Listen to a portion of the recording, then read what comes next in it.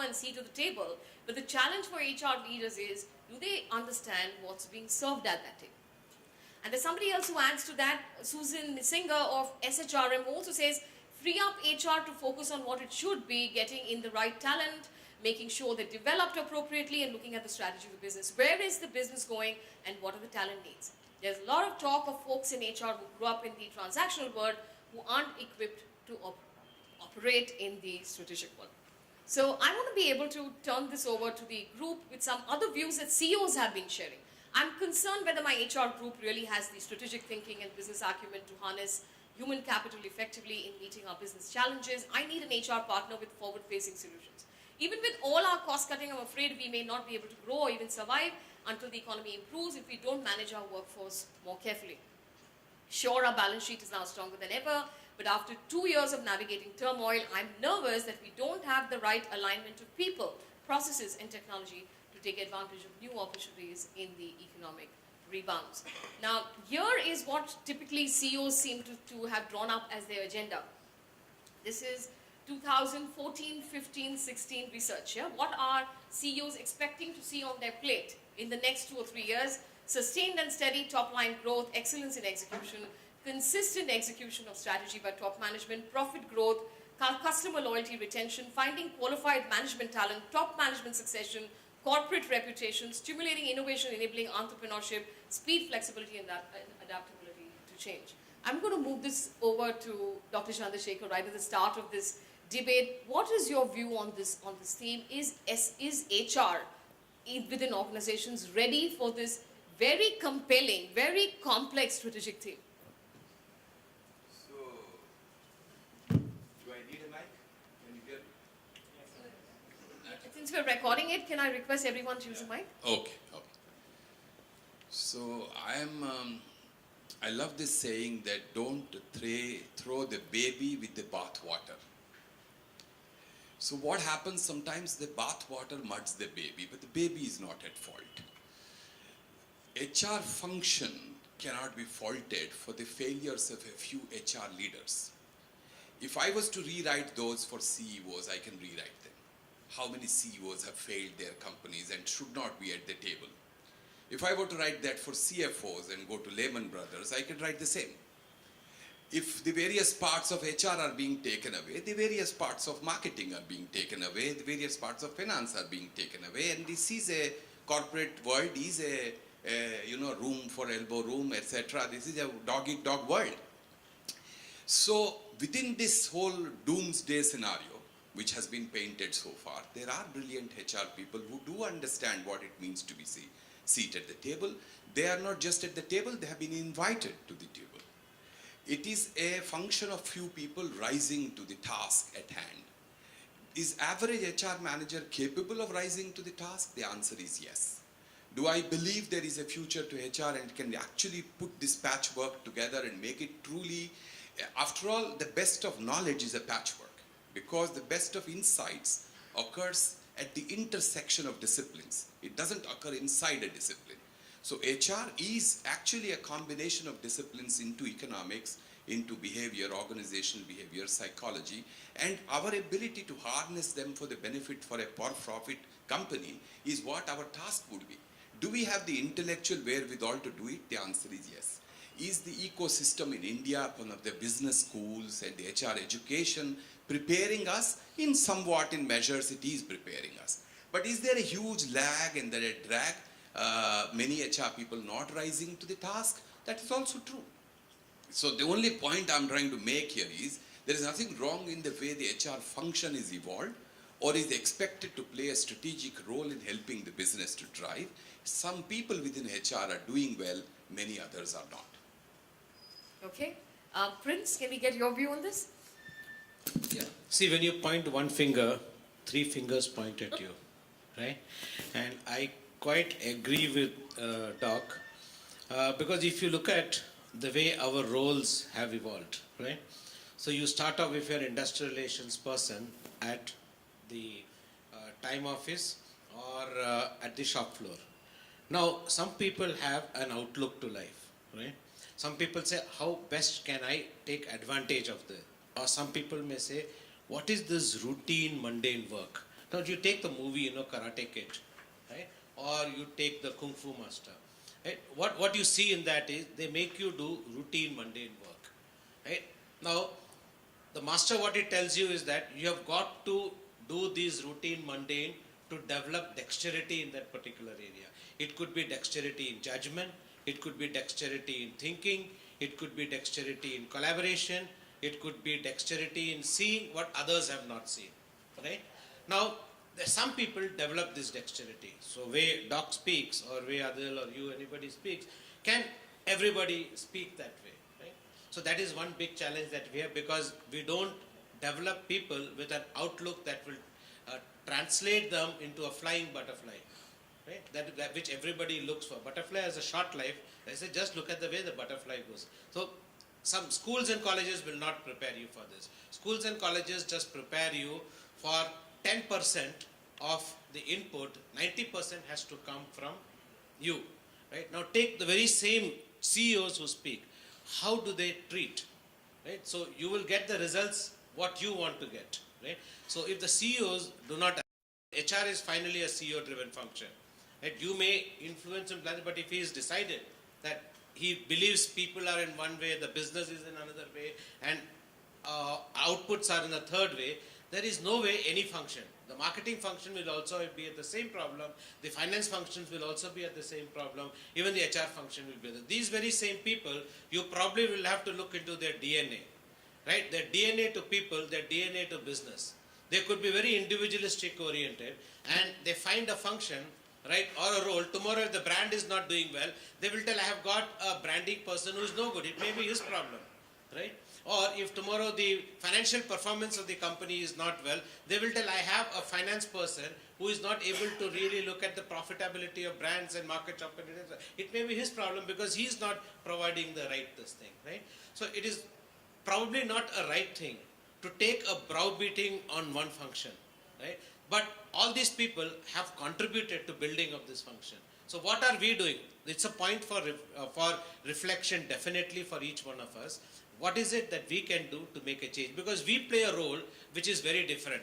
Now, if you see the article of Ramcharan, which he has written in Harvard Business Review, he says that finance people have a balance sheet to play around with. The marketing people have a process to play around with. But what processes and differentiating factors have HR people created? There are some people who have created a value for themselves by providing insights. But there are some people who do not provide. Therefore, we get this comment. If it's a very, very unfair comment to say that HR is not at the center table, HR is not prepared. There are some people who prepare, there are some people who do not prepare, right? I can tell you, like, as he was telling, chief executives who have finished businesses. Like you take Enron. Why are you not speaking of the finance person, the chief executive person, the marketing person? What has HR to do that with that, right? Or you take Arthur Andersen, the best company in the world, right?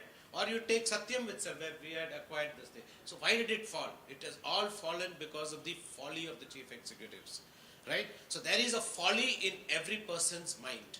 We don't fail to recognize. Probably there is a folly in our mind. It is the right time that we wake up and reinvent ourselves for the future. Okay, I'm going to ask you, Vikram. I mean, both the first speakers are saying, well, it's a mixed bag. I mean, there's as many CEOs and other functional heads who have destroyed businesses. It's unfair to say HR is not ready for the job. Some are, some aren't. What is your view? I think, I do tend to agree. It's difficult to disagree with, what is right. I think first, I think HR suffers from low self-esteem. So I want to first start off on the same note which, the previous speakers, Dr. Chandra and Prince have set us. I think let's first resolve this debate in our heads, because somewhere, and I'm quoting this survey which the Marshall Business School does from 1995.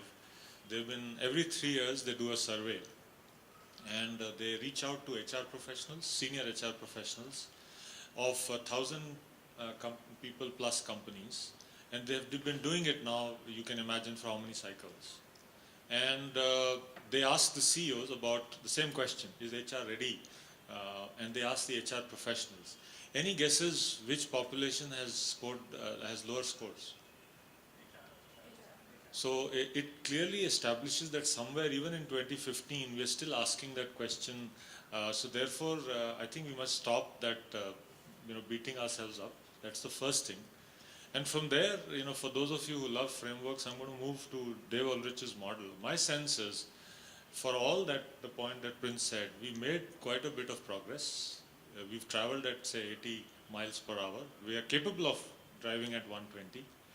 So if you look at the 4 quadrants of Dave Ulrich, he talks about employee champion. Have we done a good job? I think so. Look at the second, the admin expert. Have we done a great job? I think so. Then if you look at the 2 top quadrants, which he talks about strategic impact and change management, I think there we have a lot of ground to cover. That's the difference between the 80 kilometers per hour to 120. And a few other things hopefully we'll explore today. So my sense is, A, we first got to settle the devil in our head. I was also doing a little mental math on self-esteem. 60 people in this room. The average CTC in this room is about 20 crores. So which means all of us put together, and I'm taking a very minimal view. I've taken an average of 30 lakhs per annum kind of a CTC figure. So on that view, obviously somebody is paying 20 crores to this set of HR professionals. And multiplied by the number of the HR professional pool. So there's obviously value being generated in those 2 quadrants. And many of us, and I think I allude to Dr. Chandra's point, bell curve states again 20% of HR professionals are already there on this as strategic partners. It's really, and 20% will never get there, because either we are doing transactions or whatever we are doing. It's the 60%, if you tackle the self-esteem question and also focus on skills. In that study, they talk about 2 skills which are missing, and they're asking for some radical reform. The first one is strategic planning. Not many of us know how to help the business plan for the future, develop blueprints for the future, strategic planning. And the second is, again, a no-brainer. It's big data and data analytics. Many of us are not comfortable. So I think they talk about these 2. That you talked about, I think we've done well for ourselves. We've covered the journey, and it's not about only a few leaders or people who have celebrated, but as a function they've taken us forward. We have evolved.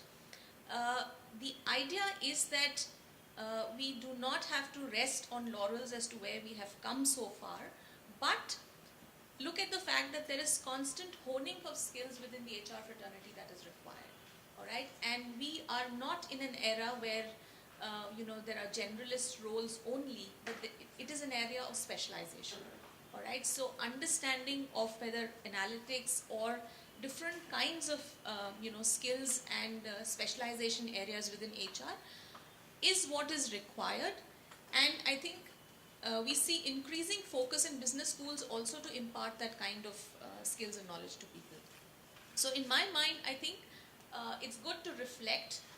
It's also a good thing to feel better and look at the self-esteem, low self-esteem situation and say that we have come this far and we will go much ahead. Okay, we know where we are going.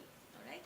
The important thing is actions have to speak louder than words, and the CEOs have to see that we are taking the right steps in that direction to move by playing the role of the integrator that is expected and the role of the business partner, being at the table when we are invited to the table, doing the right thing. So actions have to now be taken much more than what we have done in the past, because I think there has been a gap between action and words. There's been a lot of hullabaloo and there's been a lot of talk. There's been a lot of debate about it, but not a few leaders, but the entire fraternity and community needs to come forward together and take actions in a concerted manner to inspire confidence in the leadership, in the CEO community, to say that yes, this function really contributes. That's my point. All right, I'm going to do a deviation here and turn this over to the audience. Anyone from the audience who wants to contribute to this theme, do you agree with the panelists? I'm doing this primarily because we have no consultant on the panel. Thiru was not able to join us today, so I'm going to take this over to anyone in the audience who would like to share. Can the volunteers get a mic across? Hello, my name is Daya Sachinani, and I like what Mr. Vikram Vector said, about low self-esteem. And I believe, it goes right back, if Can you be louder? They're recording this. Yeah. So you need to be louder. So I think it goes, way back from when we start, with our MBA. So if you got some higher scores in your MBA and if you want to do HR, because this is something which happened to me, so I'm sharing my experience. I was told, why am I not doing finance or marketing? Why do I want to do HR? So I think it starts right from the beginning when we choose our specialization. So we kind of, made to look, when you join a B school, you're made to understand why HR means, so it's basically for those who not that sharp or maybe not that intelligent. So, maybe if you're really, really interested in HR, then you actually get into it. Once you complete your course and you go into the organization, and especially, again, I refer back to my example, since I'm in learning and development, when you're doing your induction, if you're doing for very senior people also, the expectation is that if you're talking about the company, there has to be a CEO or, somebody from business talking about the company. And then the question is, why can't I speak about the company? And I'm, because I'm equipped to do that. But the expectation is the CEO will, represent, because you're talking about business, it's not about HR. So HR can speak about employee self-service, but is HR competent to speak about business and, the business plans?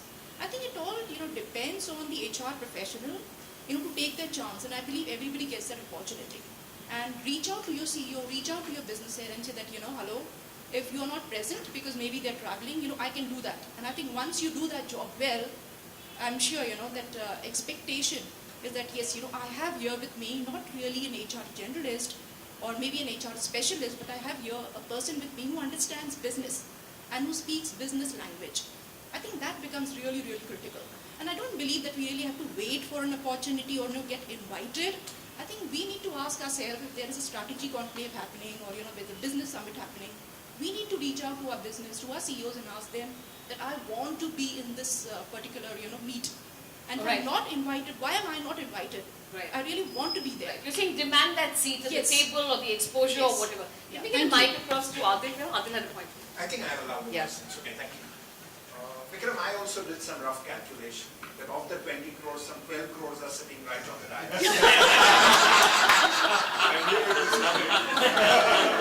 So it's going to be very difficult for me to contradict the 12 crore idea.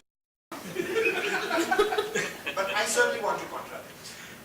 And I want to contradict from the perspective and from my experiences, and it is a fact and a first-hand experience, that times out of number, say those 20% of your bell curve who are there, but 80% who are not there, somehow the ability of the average HR guy to understand business, to understand value creation, to understand levers of businesses that drive value for the organizations that they work in itself is grossly questionable.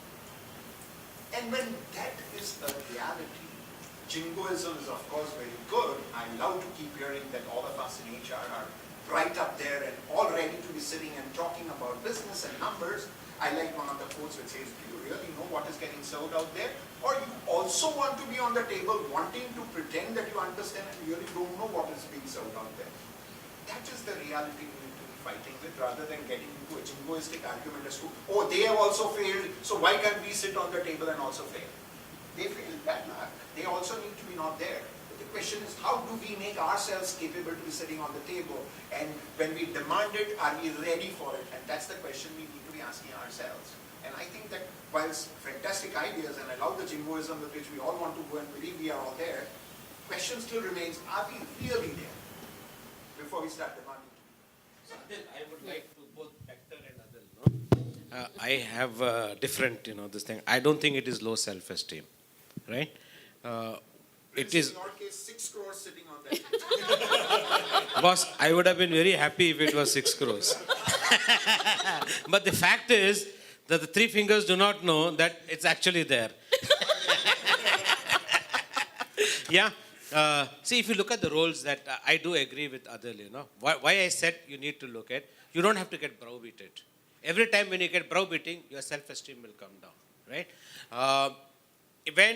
What type of discussions happen in a business meeting? They will look in terms of new product introductions. They will look in terms of how do we improve profitability. They will look in terms of how quality